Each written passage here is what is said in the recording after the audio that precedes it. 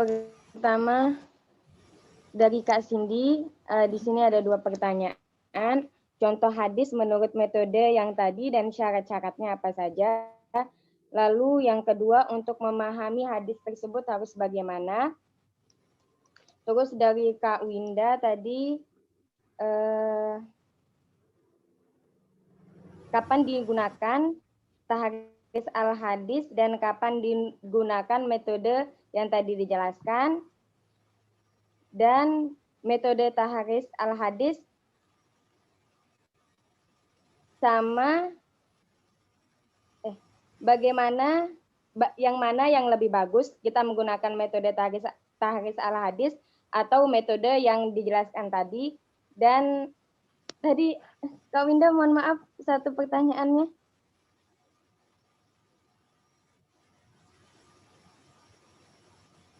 Iya Kak, punten. Jadi gini, yang di buku Abdul Majid Khan itu kan yang metode memahami hadis ini kan masuknya ke ilmu ma'ani ya. Berarti ilmu tadi aku mau nanya apa sih? Berarti satu pertanyaan Kak tadi yang ketinggalan. Berarti dalam memahami hadis itu pakainya ilmu ma'ani. Ada dua ilmu. Bisa pakai ilmu ma'ani, bisa pakai ilmu bisa pakai ilmu tahris al hadis atau gimana Kak? Tadi satu pertanyaan Winda lupa lagi apa ya? Kebanyakan Winda pertanyaannya. Iya, sampai 3 tadi. Ya udah seingat-ingatnya ntar. Oke. Terus dari Kak Hamidah, bagaimana membedakan hadis temporal dan universal? Oke, sudah, silakan pemakalah mau jawab duluan yang mana?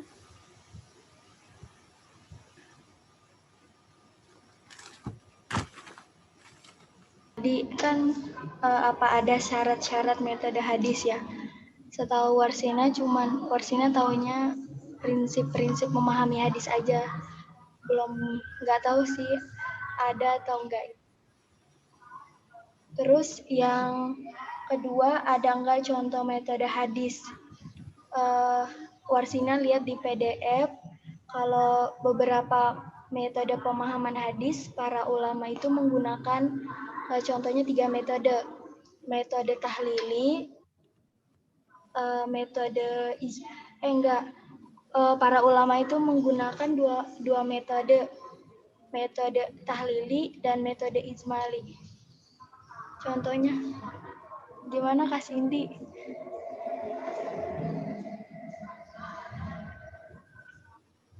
Iya Kak, ada lanjutannya nggak contohnya? Yang dari aku mau nambahin ya buat jawaban Kak Cindy.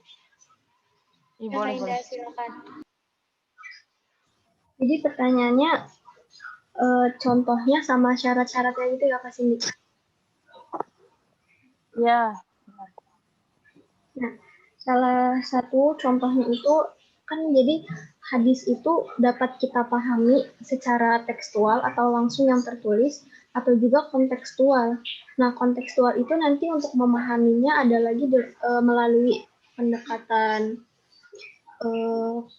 linguistik, terus historis dan juga sosiologis. Nah, contoh saya ambil contohnya yang tekstual ya Kak Cindy.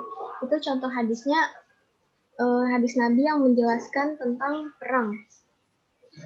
Di sini Rasulullah bersabda, telah bercerita kepada kami, Sodakoh bin Al-Fadl telah mengabarkan kepada kami Ibnu Uyainah dari Amr. Dia mendengar Jabir bin Abdullah radhiyallahu berkata, Nabi SAW bersabda, perang adalah siasat. Nah, dari hal itu kan udah jelas banget perang adalah siasat. Karena perang tanpa siasat sama dengan menyatakan takluk kepada lawan tanpa syarat. Itu contohnya. Apa udah ada yang kurang Kak Cindy? Nah, untuk kalau misalnya mau nentuin hadis ini itu dipahaminya dengan metode yang mana nih? Sekiranya kalau misalnya kita baca itu udah paham, berarti kita memasukkannya itu berarti hadis yang dapat dipahami secara tekstual. Tapi kalau misalnya agak susah nih kayaknya, ada kerancuan dari bahasanya, baru kita memahaminya dengan cara kontekstual. Gitu Kak Cindy. Kak Winda izin bertanya sebentar. Berarti metode memahami hadis sama metode kajian hadis itu beda ya Kak? Misalkan berarti kalau hadis itu dia pakai metode memahami hadisnya kontekstual, tapi dia pakai metode kajian hadisnya ijmali gitu Kak. Berarti gitu ya Kak? Terima kasih. Gimana Kak Winda? Boleh tolong diulangi?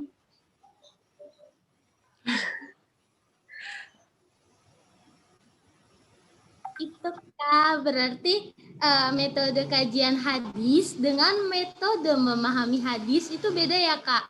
Berarti misal nih ada satu hadis, dia pakai metode memahami hadisnya yang kontekstual. Nah, tapi dia di hadis itu pakai metode kajian hadisnya yang tahlili. Begitu atau gimana Kak? Terima kasih.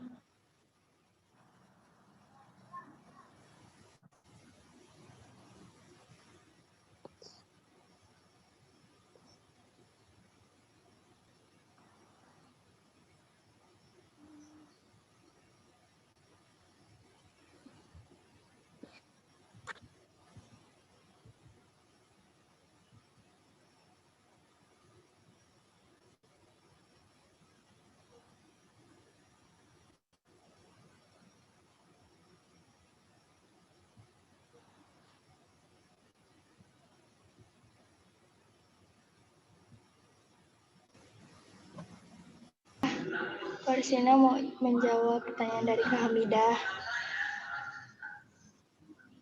Bagaimana membedakan hadis temporal? Bagaimana membedakan hadis universal dan temporal? Kalau hadis universal itu untuk umum, berlaku untuk semua orang. Kalau temporal itu berhubungan atau mengenai waktu. Contohnya seperti hadis Nabi yang menyatakan barang siapa yang tidak menyayangi maka tidak disayangi. Itu contoh yang universal, Kak Hamidah. Kak Hamidah ada kalau yang kultural Kak?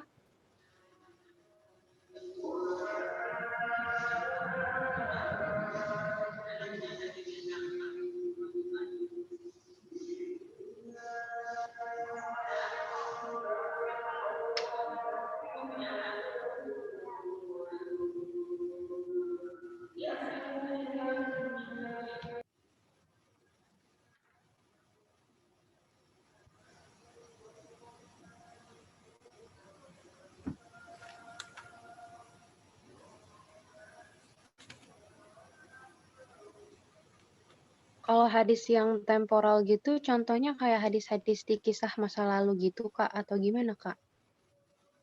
Jadi, hadisnya itu yang terjadi di suatu waktu, ataukah makna hadis yang terkandung itu kayak misalkan hukumnya atau gimana gitu yang bersifat temporal?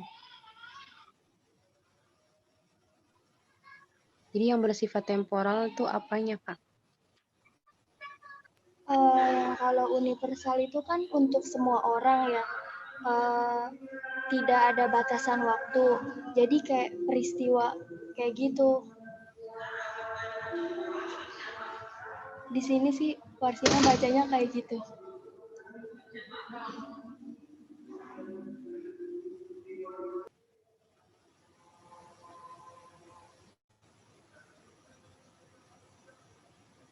Berarti kalau misalkan universal itu berlaku untuk semua orang, bisa dibilang ini enggak, kan ada tuh tadi yang hadis kultural.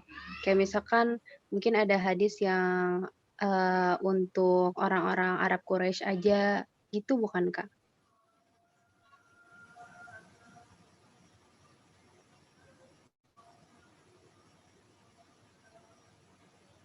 Gimana Kak Hamidah? Iya, kan tadi kan di situ disebutkan ada hadis yang kultural, kan membedakan antara hadis kultural, temporal, dan universal. Nah, kalau universal tadi kan berlaku untuk semua orang, dan temporal berlaku pada suatu waktu saja gitu ya. Nah, kalau universal tadi berlaku untuk semua orang, apakah hadis yang lokal ini dalam arti kayak berlaku untuk suku apa misalkan gitu? Atau mungkin dari ini hadis untuk Arab-Arab orang-orang Arab Quraisy aja atau gimana gitu? Iya, Kak Hamida, jadi itu terjadi di satu tempat, tidak merata gitu. Bisa jadi seperti yang Kak Hamida bilang tadi. Oh iya ya, baik. Terima kasih Kak. Iya, Punten, berarti hadis yang bersifat temporal itu sama kayak hadis yang kauistik ya, kasuistik. Nah, itu sama berarti Kak. Kan kasuistik juga gitu. Terima kasih.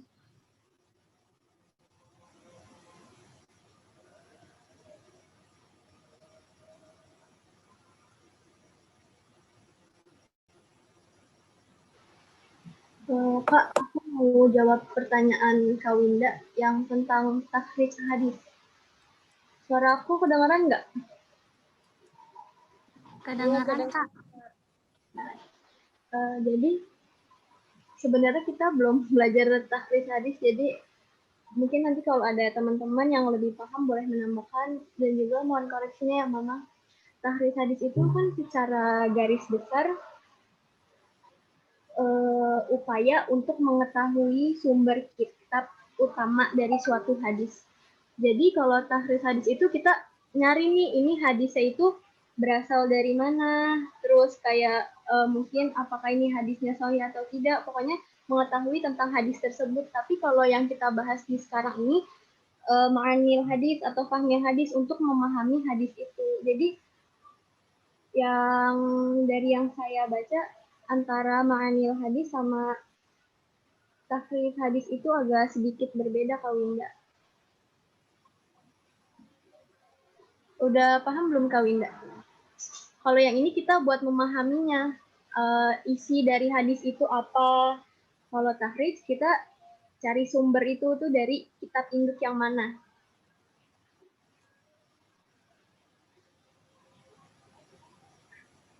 Ada yang kurang jelas, Kak Winda? Iya Kak. Berarti hadis itu butuh ilmu tahris, terus juga butuh ilmu ma'ani ya Kak, untuk Iya, memahami itu. Iya.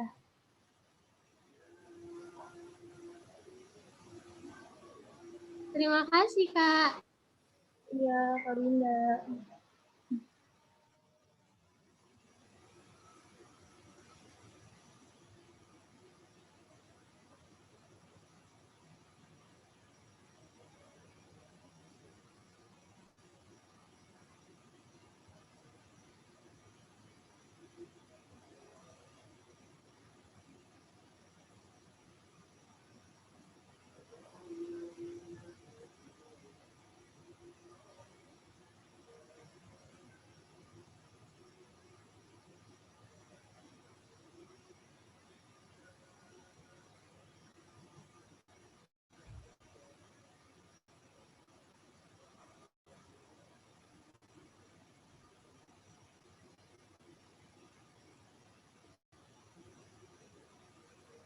Kak Fauziah, ada pertanyaan yang masih belum dijawab?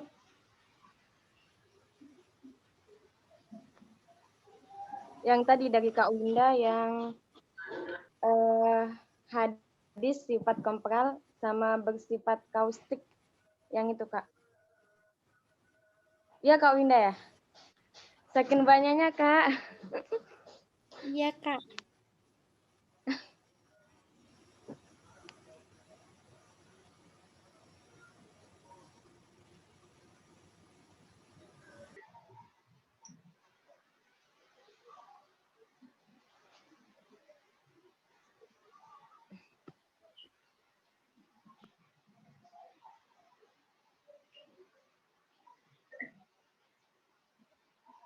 Kak Winda, gimana?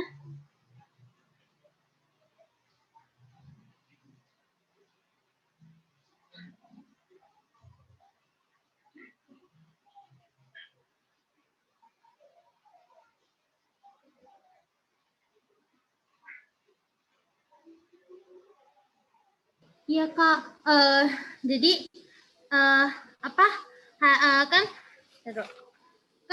ada tuh beberapa contoh hadis. Nah kan ada yang universal, ada yang temporal, ada kasuistik, ada yang lokal, ada juga yang kiasan.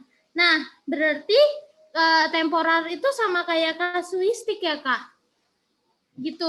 Terus itu juga nanya yang tekstual tadi. Makalah punya bukunya Pak Abdul Majid Khan nggak? Enggak, Ma. Iya, karena yang ditanyakan Winda sama Hamida ini ada di bukunya Pak Abdul Majid Khan halaman 150, 149, 150, 151. Kalau nggak ada, nggak apa-apa, Mama ambil alih. Ya, biar cepat selesai. Iya, Ma. Kondisinya Mama juga lagi aman. Iya, Ma.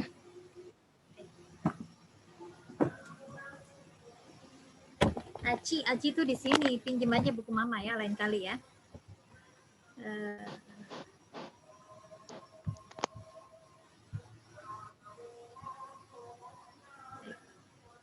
Ini chatnya udah sampai ada 7 apa? Ada pertanyaan? Diri ya. Kalau lewat Zoom itu kalian bisa membelah diri sambil kemana-mana juga bisa. Lagi di kendaraan.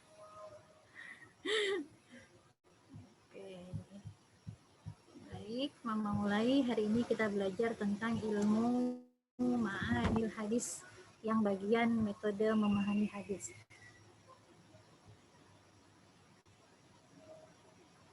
Atau disebut turuk fahmil hadis. Turuk itu langkah, manhaj, atau metode dalam rangka memahami hadis. Baik. Sudah terlihat? Sudah, Ma. Sudah, Ma.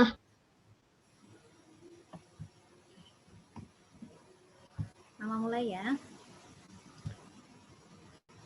Metode, gak usah dibahas lagi, metode itu kan torikoh atau manhaj atau cara.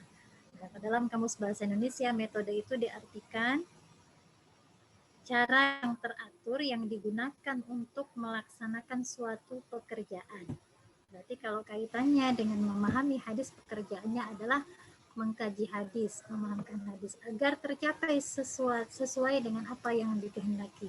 Jadi tercapai apa yang dikehendaki dalam hadis tersebut, dalam sabda Nabi tersebut. Atau cara kerja yang tersistem. Jadi ada sistemnya, ada langkah-langkahnya untuk memudahkan pelaksanaan suatu kegiatan guna mencapai tujuan yang ditentukan. Jadi metode memahami hadis adalah langkah-langkah, dan nanti belajarnya langkah-langkah atau cara dalam rangka memahami sebuah hadis. Cara-cara yang diterapkan dalam rangka memahami hadis atau turuk fahmil hadis. Teori-teorinya tadi diambil dari beberapa ulama kontemporer. Diambil yang pertama mewakili adalah dari abad ke-7, Syihabuddin Al-Qarafi. Syihabuddin Al-Qarafi ini abad ke-7 karena memang syarah hadis, penjelasan hadis, pemaknaan hadis itu baru muncul ketika ramai di abad ke-7. Baru marak itu ketika di abad ke-7. Al-Qarafi menulis buku tentang Al-Furuqul Anwar, Anwarul Buruq fi Anwa'il Furuq. Dan Al-Ahkam fi Tamyizil Fatawa minal Ahkam wa Tasarrufatul Qadi wal Imam. Jadi di antara isinya, ketika ingin memahami hadis, harus melihat segala tindakan Nabi Shallallahu Alaihi Wasallam itu tidak terlepas dari peran beliau.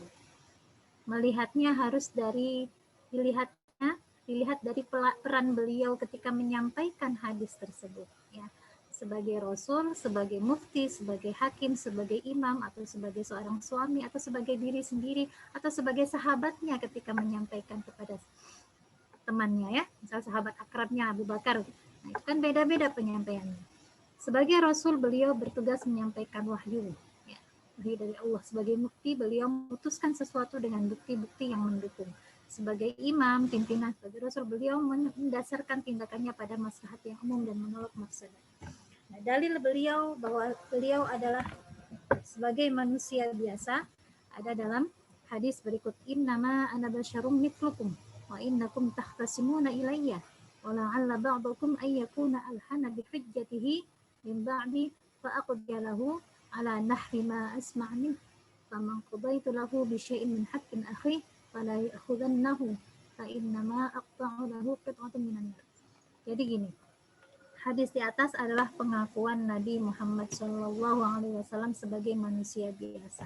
Jadi pada satu kesempatan beliau berkapasitas sebagai hakim. Tentunya keputusan beliau ini harus berdasarkan ijtihad dengan melihat bukti dan keterangan dari para saksi. Ya, bisa jadi benar, bisa jadi salah. Ya, namanya juga keterangannya berdasarkan dari para saksinya. Apabila salah jangan diikuti. Gitu. Jadi ijtihad seorang hakim nanti berkembang dinamis sesuai dengan perkara yang dihadapinya.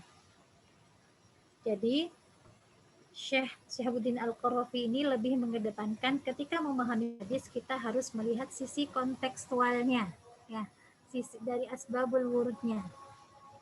Sekarang Syekh Mahmud Shaltut, beliau menyatakan ketika seseorang ingin memahami hadis dilihat dulu, berpendapat bahwa hadisnya ini sifatnya tasyri' atau non tasyri', sifatnya yang ada kandungan hukumnya atau bukan terkait dengan hukum. Kandungan hukum itu kan nanti halal haram, ada perintah dan larangan, ya, dan yang lainnya. Kemudian kalau non tasyri' ya terlepas dari itu seperti hadis-hadis kisah atau hadis-hadis tentang akhlak. Jadi dilihat ini hadisnya mengandung hukum atau tidak, tasyri' atau non tasyri'. Jadi nanti pengamalannya, pengaplikasian dari hadis tersebut disesuaikan dengan situasi dan kondisi perkembangan ilmu pengetahuan. Sehingga hadis tidak hanya dipahami secara tekstual. Ya, jadi menurut Mahmud Shaltut, memahami hadis harus dilihat dari sisi kontekstualnya dan sisi tekstualnya. Pemahaman hadis secara tekstual saja menimbulkan pemahaman yang sempit, kaku, dan tidak sesuai dengan perkembangan zaman. Apa contohnya? Kalau kalian terpaku dengan hadis secara tekstual, kalian harus, seorang perempuan nggak boleh keluar rumah tanpa muhrimnya. Lah Winda tiba-tiba pengen berangkat ke asrama misalnya. Misal ini Win, mama nggak nyuruh kamu berangkat ke asrama. Harus diantar sama muhrimnya karena perjalanannya, kalau perjalanannya bahaya, ilatnya karena bahaya, itu memang harus diantar. Tapi sekarang ilat di zaman sekarang itu kan sudah, apa namanya, kendaraan sudah enak, perjalanannya sekitarnya juga wilayahnya sudah ramai gitu kan. Jadi ilat-ilat yang dulu ada, sebab-sebab yang dulu menjadikan hadis tersebut dilaksanakan karena memang sebabnya ada. Tapi kalau diaplikasikan sekarang, perempuan harus keluar rumah nunggu ada yang nganter gitu kan. Repot, nggak bisa kemana-mana kan. Mau pergi belanja ke Alfa aja harus diantar sama Papa Rashid kan, nggak mungkin kan. Orang cuma deket ini kan, masa nggak boleh. Nah, jadi harus nanti pemahamannya akan sempit dan kaku, tidak sesuai dengan perkembangan zaman. Jadi harus dilihat dari situasi dan kondisi perkembangan ilmu pengetahuan yang ada. Ya. Baik, kemudian dari Yusuf Al-Qardawi, ini sebenarnya muridnya Syekh Al-Ghazali. Setelah ini nanti ada Syekh Al-Ghazali, ada gurunya. Ya. Kalau Syekh Al-Qardawi dalam kitabnya Kaifa Nata'amal Ma'as Sunnah An-Nabawiyah, ya, judul kitabnya ada, dan As-Sunnah An-Nabawiyah Masdarani li Ma'rifah wal Hadarah. Jadi menurut beliau memahami hadis harus dengan pemahaman tekstual dan kontekstualnya. Apa itu? Yusuf Qardawi merincinya dengan 8 langkah ini. Kita lanjut ya. Yang pertama, memahami hadis sesuai dengan petunjuk Al-Quran. Jadi hadis yang kita akan pahami ini, yang akan kita kaji ini harus sesuai dengan petunjuk Al-Quran, sejalan dengan Al-Quran, tidak bertentangan dengan Al-Quran. Yang kedua, menghimpun hadis-hadis yang satu tema. Ini yang nanti diperlukan adalah ilmu takhrij hadis. Winda, dengar. Jadi ilmu ma'anil hadis, perangkatnya itu banyak sekali. Ketika seseorang ingin memahami hadis, punya syarat tersendiri. Pertama, dia harus bisa bahasa Arab tentunya. Bukan bahasa Arab amiyah, bahasa Arab kitabi. Bahasa Arabnya orang klasik, bahasa Arabnya kitab-kitab. Ya kalau bahasa Arabnya hadis-hadis gitu ya. Bukan bahasa Arab untuk percakapan, bukan. Jadi harus ahli bahasa Arab, karena nanti kajiannya tekstual itu kan berarti harus ngerti redaksi masing-masing kan. Nah, kemudian harus dari sisi kontekstualnya. Sisi kontekstualnya nanti dilihat ada perangkatnya, ada ilmu asbabul wurud, ada ilmu takhrij hadis, ada ilmu gharibul hadis, ada ilmu muskilul hadis, ada ilmu majazil hadis. Oh, banyak sekali. Jadi seseorang ketika ingin memahami hadis, perangkatnya itu banyak. Pertama bisa bahasa Arab, kemudian bisa ilmu-ilmu ulumul hadis. Bisa ulumul hadisnya. Baik dari nanti kajian kritik sanad maupun kritik matanya. Baru kemudian dia yang ketiga adalah mengikuti langkah-langkah turuk fahmil hadis. Langkah-langkah bagaimana cara memahami sebuah hadis. Ini nggak sembarangan enak seorang ngomong menjelaskan tentang hadis tertentu. Ini ada perangkatnya, ada ilmu-ilmu yang harus dimiliki. Pertama, yang kedua, menghimpun hadis-hadis yang satu tema ini terkait dengan takhrij. Dilakukannya dengan ilmu takhrij hadis. Karena menghimpun. Misalnya kita mau mengkaji tentang man shoma ramadhana imanan wa ihtisaban. Ketika kita ingin mengkaji hadis tersebut, kita lacak kepada sumber aslinya. Takhrij itu kan melacak kepada sumber asli.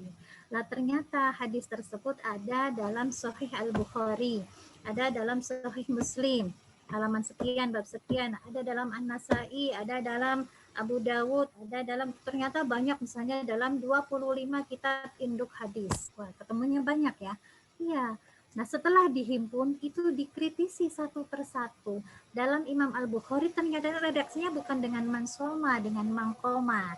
Dalam redaksi dengan An-Nasai ternyata redaksinya agak berbeda, ada tambahan sedikit misalnya. Dalam redaksi kitab yang ini adanya begini. Nah, itu dikritisi satu persatu ketika ingin memahami sebuah hadis. Ya. Menghimpun semua hadis-hadis yang satu temanya. Yang ketiga, menggabungkan atau mentarjih hadis-hadis yang bertentangan. Jadi ketika ada kasus mukhtaliful hadis, dalam memahami hadis berarti dilakukan dengan langkah-langkah yang sudah kita pelajari ya. Nah, di sini Yusuf Qaradawi menyampaikan bahwa cukup dengan langkah menggabungkan atau al-jam'u wa tafriq, mengkompromikan hadis-hadis yang saling bertentangan itu, kemudian atau mentarjih hadis-hadisnya, memilih hadis yang paling kuat salah satunya ya. Kemudian yang keempat, memahami hadis sesuai dengan latar belakang, situasi, kondisi, dan tujuannya. Artinya memahami sebuah hadis harus tahu ilmu asbabul wurudnya, ilmu tariful mutunnya ya. Asbabul wurud nanti kaitannya dengan bahwa oh ternyata hadis ini hanya berlaku temporal, berlaku saat itu saja. Tempo itu kan, tempo itu waktu. Jadi saat itu saja. Ya. Contohnya apa kalau dalam buku Pak Abdul Majid Khan halaman 150 ya. Yang tadi sudah dibacakan Aci, An Anas bin Malik anna Rasulullah sallallahu alaihi wasallam qala al-a'immah min Quraisyin idza ma hakamu fada'alu wa idza ahdu wa faw wa idza sturhimu rahimun. Jadi pada masa sahabat disepakati bahwa di antara persyaratan seorang khalifah itu harus keturunan Quraisy. Jadi saat itu pemimpin yang jadi khalifah itu harus dari keturunan Quraisy. Tapi ternyata belakangan kemampuan bangsa Quraisy ini semakin lemah. Jadi hadis ini menjadi tidak berlaku lagi. Ini hadisnya dari Imam Nasai dan Imam Al-Hakim dan yang lain-lain. Ya, ini hadisnya sahih. Tapi ternyata pada prakteknya ketika di kemudian hari bangsa Quraisy ini menurun kualitasnya, maka ini menjadi hadisnya temporal, hanya berlaku saat itu, saat suku Quraisy itu kuat ya, kuat saja. Ada yang berlakunya universal ya, jadi dilihat dari sisi-sisi itunya ya. Kemudian yang kelima, membedakan antara sarana yang berubah dan tujuan yang tetap. Jadi lihat sarananya, lihat tujuannya apa, dilihat dari segi itu. Misalnya apa kalau zaman sekarang perang itu, kalau zaman dulu perang itu cukup dengan senjata pedang, terus sarananya juga dengan sangat sederhana. Tapi kalau zaman sekarang kalau cuma pedang ya kalah ya, harus dengan persenjataan yang lengkap gitu kan. Kemudian yang keenam, membedakan antara ungkapan yang hakikat dengan yang majaz. Jadi lihat nanti mana yang maknanya hakiki, mana yang mengandung majazi. Kalian kemarin sudah belajar ya, ada tamsil, ada romzi, ya. Yang ketujuh, membedakan antara alam ghaib dan alam kasat mata. Jadi harus dilihat ini hadisnya ini mengandung keghaiban atau tidak, atau masih bisa dilihat panca indera, itu harus dibedakan menjadi menurut Yusuf Qaradawi. Kenapa? Oke, siap Kakak, siap-siap sholat zuhur ya.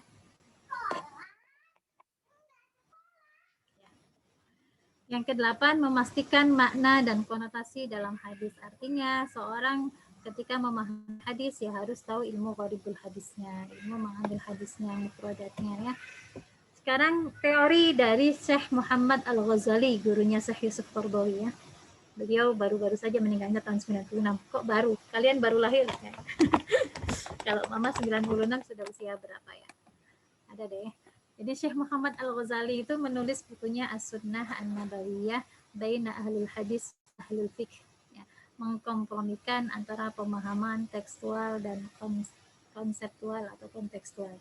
Jadi dulu ulama klasik itu terbagi menjadi dua, aliran tekstualis dan aliran kontekstualis.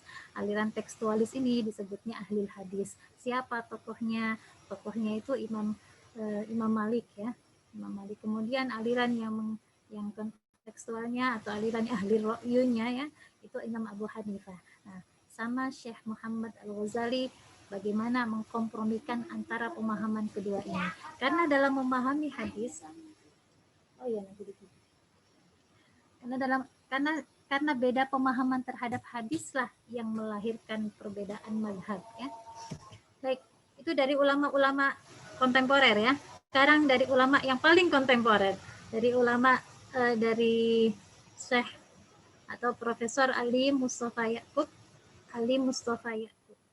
guru besar ulumul hadis di IKI ya, Allah yarham. Jadi terkait dengan teori ini, materi ini beliau menulis namanya At-Turuq As-Sahihah fi Fahmi Sunnah Nabawiyah. Dalam berbahasa Arab, bukunya tipis kecil ya. Kemudian beliau menerjemahkan sendiri bukunya. Caranya tadi judulnya Cara Benar Memahami Hadis. Ya, ini bukunya. Jadi dalam bukunya beliau membaginya dalam 3 bab atau 3 tahap. Pertama, dalam bab pertama beliau menjelaskan bahwa pemahaman hadis itu harus dilakukan dengan cara tekstual, memperhatikan sisi tekstualnya dan kontekstualnya. Menerangkan itu apa al-fahmul lafzi dan al-fahmul ma'nawi. Ya, dilihat dari ad-dalalah lafziyah sama ad-dalalah ma'nawiyahnya. Kemudian yang kedua, menerangkan memahami hadis secara sistematis, secara tematis, memahami hadis secara maudu'i, secara tematis, dilakukan dengan 5 langkah berikut. Pertama, mengumpulkan jalur periwayatan, berarti ini yang berperan adalah ilmu takhrijnya.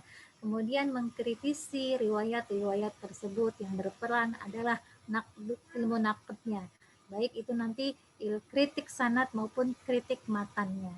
Yang ketiga, mengambil riwayat yang sahih mengenai hadis tersebut. Jadi ambillah riwayat yang paling sahih dari riwayat-riwayat yang tadi sudah dikumpulkan ya. Kemudian yang keempat, mengambil teks hadis yang maknanya jelas. Ambil teks hadis yang paling jelas maknanya ketika ingin menjelaskan. Kemudian yang kelima, menafsirkan teks hadis yang tidak jelas petunjuknya dengan hadis yang sudah jelas petunjuknya. Karena biasanya antara satu hadis dengan hadis yang lainnya itu saling menjelaskan. Nah, kemudian pada bab terakhir, beliau menerangkan bahwa ketika ada kontradiksi hadis, baik itu nanti kontradiksinya terhadap Al-Quran maupun terhadap hadis lain maupun terhadap akal. Ya. Di sana dijelaskan sama beliau.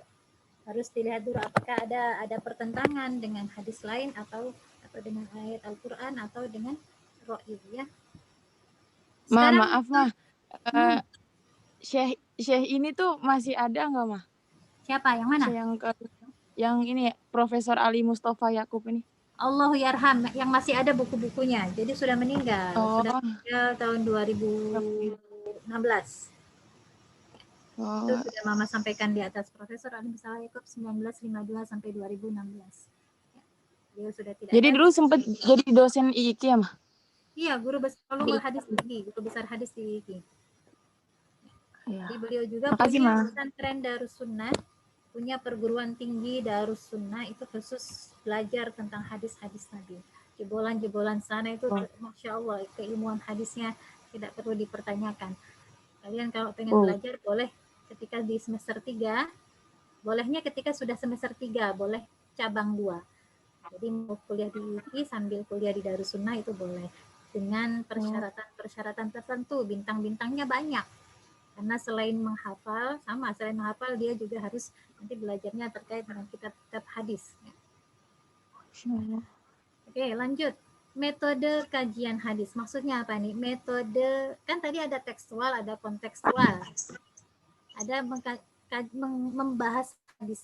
membahas hadisnya dengan cara tekstual, melihat redaksinya, dan kontekstual melihat historisnya. Ya. Kemudian ketika menyampaikan kajian hadisnya, jadi ini mungkin lebih enak diterangkannya gini, metode penyampaian kajian hadis atau metode syarah hadis. Sampai sini paham? Ya, metode syarah hadis. Ya, kalau di langkah-langkah ketika ingin memahami hadis ada 8 langkah, ada yang cuma 5 langkah. Ya, terserah langkah kalian, lebih banyak langkahnya insya Allah lebih paham. Nah, sekarang ini ketika ingin menyampaikan pemahaman hadis tersebut, ulama ini menggunakan metode yang sama dengan para mufassir. Ya. Ada metode tahlili, ada metode maudhu'i, ada metode ijmali, metode kulli, metode muqarrir. Di makalah mungkin hanya diterangkan 3 saja, Mama juga hanya menerangkan 3 saja. Tahlili adalah metodenya analisis, ya. Kemudian maudhu'i seperti tematik, ya, maudhu' tematik. Kemudian ada ijmali diterangkan secara global. Jadi kalau dalam tahlili kitabnya gede karena penjelasannya banyak, ya. Dan itu urut dari mulai awal sampai akhir kitab. Nah, kali maudhu'i itu kan kayak buku-buku tertentu, misalnya contohnya kepemimpinan perempuan dalam perspektif Nabi Muhammad SAW. Berarti hadis-hadis yang dibahas adalah hadis-hadis yang terkait dengan perempuan. Kalau metode ijmali, berarti kalau yang lain menerangkannya panjang lebar, kali tinggi, kali dan yang lainnya ijmali, namanya ijmali global, hanya beberapa paragraf saja. Ya. Kemudian metode kulli, ini metode gabungan komprehensif. Jadi dia paling komprehensif di antara metode yang lainnya. Dia menggabungkan metode maudhu'i dengan metode tahlili. Kulli itu, jadi kalau dalam metode maudhu'i kalian kan nanti membahas atau harus melacak, merangkum, menghimpun hadis-hadis yang satu tema dengan yang dibahas. Ya. Jadi menghimpun hadis-hadis yang terkait dengan kepemimpinan perempuan itu kan semuanya dihimpun. Ternyata ketemunya ada dalam 20-an kitab induk hadis. Nah itu dibahas satu persatu. Tapi dalam metode tematik, metode maudhu'i kadang-kadang seorang pensyarahnya sangat subjektif sekali. Tergantung keahlian para pensyarahnya. Ada yang memang proporsional ketika menjelaskan hadisnya, ketika memberikan penjelasan terhadap hadis. Tapi ada yang tidak proporsional. Nah itu tetap dinamakan maudhu'i. Yang proporsional dinamakan metode kulli, komprehensif.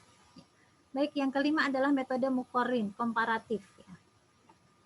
Untuk metode-metode yang begini, kalian pakai buku almarhum yang baru saja meninggal, ya, Dr. M. Al-Fatih Suryadilaga, karena Mama hanya ketemu satu buku itu saja yang menjelaskan tentang metodologi syarah hadis. Termasuk nanti di dalamnya ada sejarah kapan itu mulai ada syarah hadis, diterangkan terus contoh-contohnya juga sangat lengkap. Ya. Metode tahlili. Ngomong udah lama juga ya. Tahlili itu menjelaskan makna hadis secara berurutan, kata Mama tadi ya. Contohnya kitab Fathul Bari, Syarah Sahih Al-Bukhari. Jadi Imam Ibnu Hajar Al-Asqalani, kalian kalau mau nyelatannya juga nggak apa-apa, takut nanti kalian lupa tanyanya, atau langsung ditulis di chat ya. Jadi Ibnu Hajar Al-Asqalani ketika menyampaikan syarah terhadap hadis-hadis Sahih Bukhari itu diterangkan satu persatu. Hadis pertama berarti Sahih Al-Bukhari itu namanya bab niat, ya, diterangkan dari mulai bab niat, kemudian bab urutannya sesuai dalam Sahih Al-Bukhari. Metode tahlili memahami hadis dengan memaparkan segala aspek yang terkandung di dalam hadisnya. Jadi nggak ada yang terlewat. Segala aspek yang terkandung di dalam hadisnya yang dipahami serta menerangkan makna-makna yang tercakup di dalamnya. sesuai dengan keahlian pensyarah, kecenderungan pensyarah yang memahami hadis tersebut.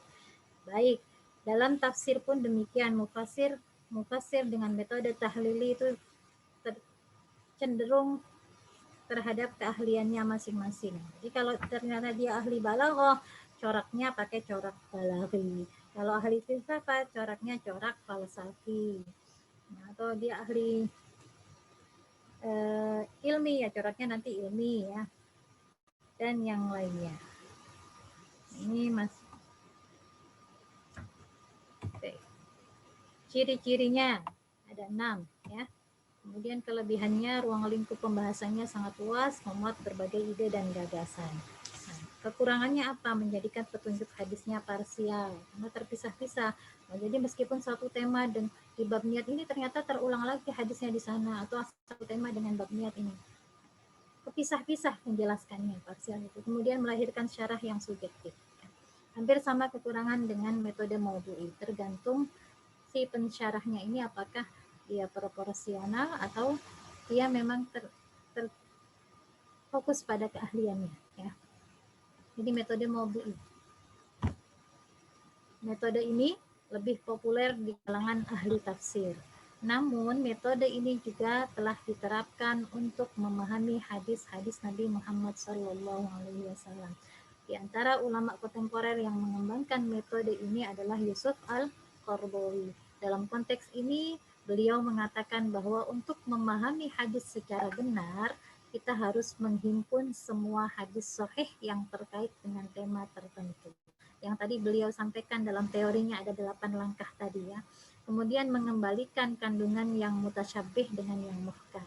Jadi kalau ada kandungannya, lebih mengedepankan kandungan yang muhkam daripada yang mutasyabih. Kemudian mengaitkan yang mutlak dengan yang muqayyad, menafsirkan yang am dengan yang khas. Nah, ciri-cirinya nanti kalian bisa baca sendiri ya. Yang penting intinya membicarakan satu topik permasalahan tertentu. Kemudian memahami maknanya. Sambil Mama menerangkan UTS kalian. Jadi UTS kalian adalah dengan satu tema tertentu. Jadi kalau kalian bahasannya tentang birrul walidain, berarti tapi nggak usah hadis-hadis. Satu hadis yang menjadi titik inti di birrul walidain yang ingin kalian terangkan apa? Cukup satu. Ambil satu hadis tentang birrul walidain. Kemudian setelah itu dicantumkan sanadnya ya secara lengkap sampai rawahunya siapa. Itu maksudnya. Jadi annya itu lengkap ya, supaya Mama memudahkan Mama ketika melacak di mana saja hadis ini ada. Ya. Kalau ingin kemudian Mama kembangkan menjadi satu karya tulis yang komprehensif. Kemudian yang ketiga, tugas kalian adalah mempreteli katanya, mempreteli mufrodatnya. Ini ilmu gharibul hadisnya. Jadi apa itu man, apa itu soma, apa itu romadhona, apa itu wahtisaban, sampai seterusnya dikaji satu persatu katanya, mufrodatnya. Satu persatu mah. Iya. Maaf, wow. Iya. Nah, itu lebih ke nahwu sharaf, Ma, atau bahasa Arab, Ma? Tarjimnya aja. Bahasa Arab Mama nggak ngerti, udah pakai bahasa Indonesia aja. Iya, matan hadisnya aja yang bahasa Arab sama sanadnya ya. Nanti artinya masa nanti man pakai bahasa Arab lagi, jangan, pakai tetap bahasa Indonesia pakainya ya. Man itu artinya siapa? Oke. Lanjut setelah itu, kalau ternyata hadis yang kalian terangkan ini, yang kalian tulis ini ada asbabul wurudnya, berarti disampaikan asbabul wurud dari hadis ini apa. Setelah itu yang terakhir adalah menyajikan pemahaman atau mensyarahi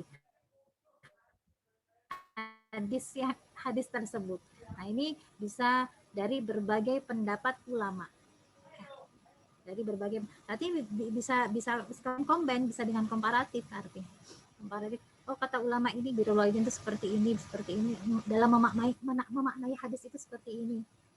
Jadi kalian lihat kitab-kitab syarah yang ada. Ya. Kemudian yang terakhir menyimpulkan kira-kira menurut kalian kesimpulan dari isi hadis tersebut itu apa. Nah, dicantumkan ya referensinya harus ada. Nah, kalau kalian ternyata mengutip kutipan lagi, Misalnya kalian ngambil dari buku Birrul Walidainnya Pak Quraish Shihab, itu kan banyak kutipan, beliau kan pasti referensinya banyak. Berarti kan kalian mengutip dari Pak Quraish Shihab, Quraish Shihabnya mengutip lagi. Itu nggak apa-apa, cantumkan aja di footnote-nya ya. Jangan di daftar pustaka, cantumkan di footnote-nya. Kalau ini lihat, bahasanya lihat buku ini ya. Paham? Oke. Tapi yang sebenarnya dalam metode maudhu'i itu harus menghimpun hadis-hadis yang membicarakan satu topik ini. Nah, kalian nggak usah menghimpun itu, kalian cukup satu hadis yang kalian terangkan. Oke. Ya. Kelebihan dan kekurangannya ya, pembahasannya lebih fokus karena kan satu tema tertentu dibahas secara khusus dengan berbagai teori ya. Kemudian ada referensinya luas karena referensi yang lebih luas karena tidak fokus pada satu kitab matan saja. Jadi tidak pada satu kitab hadis tertentu saja, misalnya hanya pada kitab Al-Bukhari aja, tapi lebih ke bahasanya banyak, kitab matan hadis lainnya. Sama kekurangannya, metode ini pensyarahnya biasanya subjektif ketika menerangkan hadis, tidak proporsional dalam menghimpun hadis. Nah, ini ada metode Kuli yang Mama bilang tadi metode paling komprehensif ya. Ada 5 tadi, ingat-ingat, ijmali, muqarrin, tahlili, maudhu'i, sama kuli ya. Itu metode penyajian syarah hadis atau metode penyajian ulama dalam ketika memahami hadis. Nah, metode yang secara umum itu tadi ada teks, metode menerangkannya, apa namanya? Metode memahaminya ya. Nah, kalau di atas tadi teori-teori itu lebih kepada langkah-langkah. Nah, sekarang metode memahami hadisnya ada yang bentuknya tekstual, ada yang kontekstual, ada yang lebih mengedepankan kepada makna lahiriahnya, ada yang mengedepankan kepada sisi konteksnya. Sisi konteksnya itu nanti ada pokoknya sisi yang ada di balik di redaksi hadis tersebut, baik itu ada di depan, ada di depan, ada di belakang, pokoknya sisi eksternnya ya. Batinin nas ya, atau istilahnya batinin nas. Konteks eksternal berarti kondisi audiensnya dari segi kulturnya, budayanya, sosialnya maupun asbabul wurudnya. Mama punya satu buku yang mungkin terkait dengan budaya yang ditanyakan oleh si Hamidah ya. Hamid, kita masih punya waktu nggak sih? Problematika pemahaman hadis, studi kasus pemahaman hadis Jamaah Tabligh Masjid Jami Kebon Jeruk, Jakarta Barat. Jadi kalau kalian kuliah hadis, suatu saat dikasih kesempatan kuliah hadis, kalau sekarang kuliahnya ilmu Al-Quran dan tafsir, mungkin nanti karya-karya yang dihasilkan, karya ilmiahnya juga harus terkait dengan ulumul Qurannya atau tafsirnya ya. Nah ini sebenarnya juga karya sunnah Nabi dan tradisi Arab, Nabi Muhammad SAW dan budaya Arab. Kemudian terkait dengan memahami hadis memakai gamis dan jubah, ya. Ada hadis memakai imamah surban di kepala, ada hadis pemahaman tentang hadis isbal, jenggot dan kumis, model rambut, bersiwak dengan kayu arak dan yang lainnya. Itu model-model pemahaman hadis yang kultur, ya, kultur sosialnya. Ya. Kira-kira nggak usah Mama sampaikan hadisnya ya. Atau mau dibaca hadis yang mana contohnya? Gamis mah. Gamis, baik. Mama pilih 157. Soalnya Mama nggak hafal hadisnya, jadi harus nyontek. Mama ini kan 157.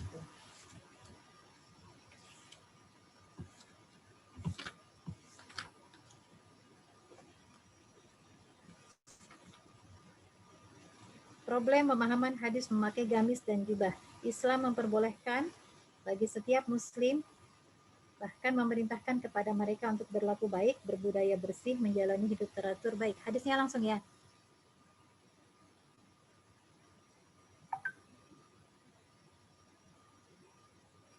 Ini masih bertele-tele sampai menyerangkan ayatnya dulu. Tentang ya Bani Adam khudzu zinatakum inda kulli masjid. Ayat Qur'annya itu. Ya berarti hadisnya ini sejalan dengan ayat Al-Qur'an. Haddatsana, ini terus enggak ya? Bahzi bin Hakim an abihi an jaddihi qala qultu ya Rasulullah auratuna ma na'ti minha ma nadaru qala ihfad aurataka illa min zawjatik aw ma malakat yaminuk. Qultu ya Rasulullah ara'aita in kana al-qawmu ba'duhum fi ba'din qala in istata'ta alla turiyaha ahadan fala tuzayyinaha. Qultu ya Rasulullah fa in kana ahaduna khalian qala fallahu ahaqqu ayustahya minan nas. Jadi gini, wahai Rasulullah, mengenai aurat kami, apa yang harus kami pakai dan apa yang harus kami tinggalkan? Rasulullah menjaga-jagalah auratmu kecuali terhadap istri dan budak.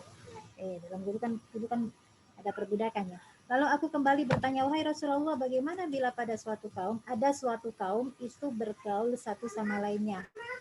Kemudian Nabi menjawab, tunggu ya. Nabi menjawab, bila kamu dapat menjaga auratmu sehingga tidak ada satu orang pun yang dapat melihatnya, maka janganlah ia melihat. Kemudian aku bertanya kembali, lalu bagaimana kalau kami sendirian? Allah Subhanahu wa taala lebih berhak malu kepadanya, jawab Rasulullah.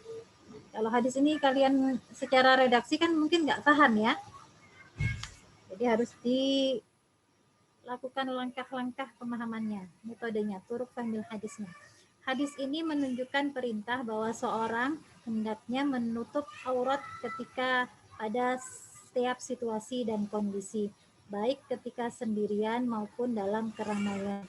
Namun perintah menutup aurat pada saat sendirian tersebut tidaklah menunjukkan pada perkara wajib, melainkan hanya pada tataran sunnah sebagaimana mayoritas ulama fikih. Ini Umdatul Qari, dalam Umdatul Qari. Syarahnya seperti itu kalau dalam Umdatul Qari. Terdapat banyak jenis pakaian yang dapat digunakan oleh seseorang untuk menutup pakaiannya, untuk menutup auratnya. Jadi pada zaman Rasulullah, orang Arab menutup dirinya dengan jenis pakaian izar namanya. Apa itu? Kain bawahan sejenis sarung. Atau komis, seperti gamis atau kemeja.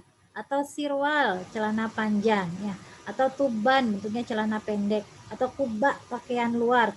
Taub, pakaian biasa. Kemudian ada rida, kain atasan sejenis selendang. Ada burnus, sejenis mantel, ada kisah pakaian biasa, ada hullah ya, pakaian setelan, kemudian ada imamah surban, ada qalansuah penutup kepala sejenis peci. Ini jenis-jenis. Nah ini yang diterangkan oleh Pak Ali Mustafa Yaakob dalam cara benar memahami hadis. Berarti ini juga diterangkan menjadi contoh cara dalam bukunya Pak Mustafa Ali. Sedangkan jumlah pakaian yang dimiliki Rasulullah itu hanya sedikit. Ternyata Rasulullah punya pakaiannya sedikit ya. Itu pun sering ditambal dan sering kali dicuci karena jumlahnya hanya sedikit. Pakaian Rasulullah ada yang berupa sarung, yaitu kain yang terbuat dari jenis bahan yang tidak mewah ya. Aisyah menggambarkan bahwa kain sarungnya itu tebal.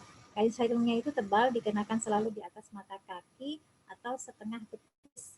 Cara memakai seperti itu diikuti oleh para sahabat, termasuk sahabat terkemuka yaitu Utsman bin Affan. Ya. Utsman bin Affan ceritakan, Utsman bin Affan mengangkat sarungnya hingga setengah betis seperti yang dilakukan oleh Rasulullah.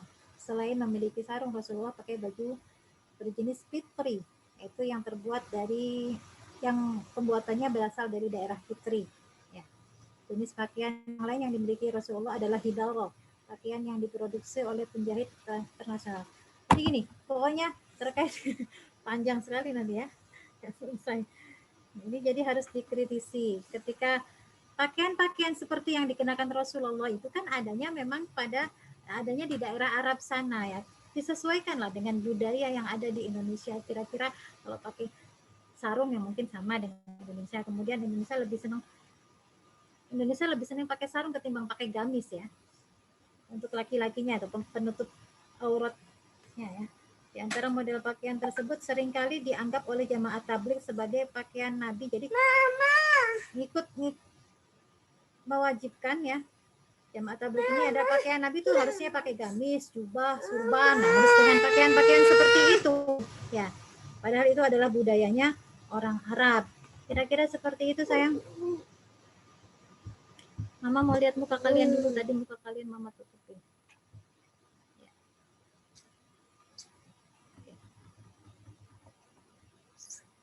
Gimana? Ada pertanyaan yang belum terjawab nggak?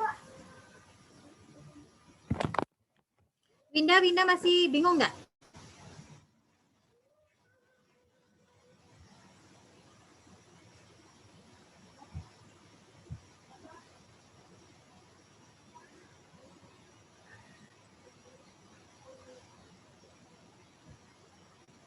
Atau mau tanya UTS?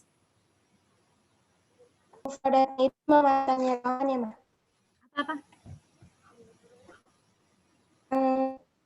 Yang diartiin itu cuma matanya doang. Iya. Jadi matan hadisnya aja yang diartikan. Ngapain sanadnya diartiin?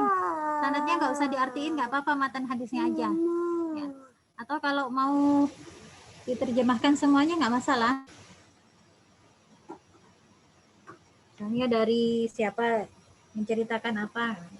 Kalau mau matan hadisnya juga. Ma, itu kalau misalkan judul hadisnya misalkan ada yang sama-sama teman gimana, Ma? Enggak Tapi boleh. kan kita nggak. Nggak Oh, boleh. jadi harus beda. Ya, harus beda. Temanya harus beda. Seperti kelas. Berarti disepakatan bareng teman-teman dulu kali. Iya, kalian harus kesepakatan dengan teman-temannya atau duluan ngelis. Aku mau tema ini, aku mau tema ini. Ya, kayak kelas C nih. Nah, Mama bacain kelas C ya. Tema mereka. Bentar sayang. Dalam ada yang udah ngantuk. Jadi kelas C ini ada yang temanya berprasangka buruk, ada yang agama adalah nasihat, kemudian ada yang niat, ada yang ribah, ada silaturahim, ada yang nikah kalau mau tentang nikah ya, ada yang ikhlas, macam-macam. Ya. Terserah. Referensi dari jurnal kan? Kenapa? Referensinya boleh dari jurnal. Boleh. Biasanya jurnal juga Minimal ada minimal nggak, Ma? Enggak ada minimal. Bebas. Oke, baik, Ma. Kalian mencantumkan referensinya di mana? Ma, berarti itu dibuat sejenis makalah ya, Ma? Kenapa? Ya, jenis makalah. Makalah Iya, Ma. hadis maudhu'i.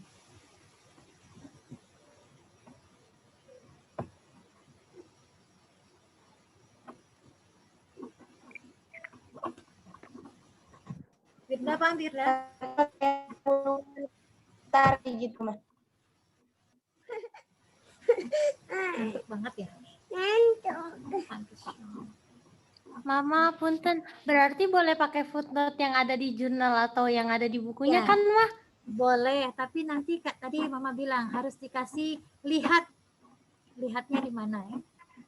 Jadi kalau misalnya tadi dalam bukunya Pak, yang tadi Mama terangkan hadis tentang pakaian tadi, dia kan ternyata mengutip dari bukunya Pak, keterangannya, syarah hadisnya termasuk dari Pak Ali Mustafa Yakub. Jadi terangkan berarti lihat buku Turuk Fahmi Hadis atau cara benar memahami hadis halaman berapa. Karena Winda nggak ngambil langsung nggak ngutip langsung dari bukunya. Dari bukunya Pak Ali. Jadi pakainya kata-kata lihat aja biar memudahkan Mama. Baik, terima kasih, Ma. Ini kalau digabung, kalau temanya satu tema besar, misalnya kajian tentang birrul walidain, kalian temanya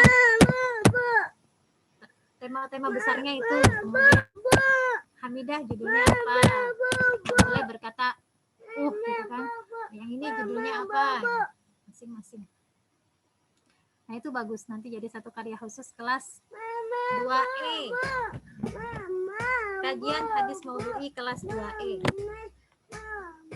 tentang birrul walidain kan. Tapi kalau kesusahan nggak, bebas aja temanya, terserah.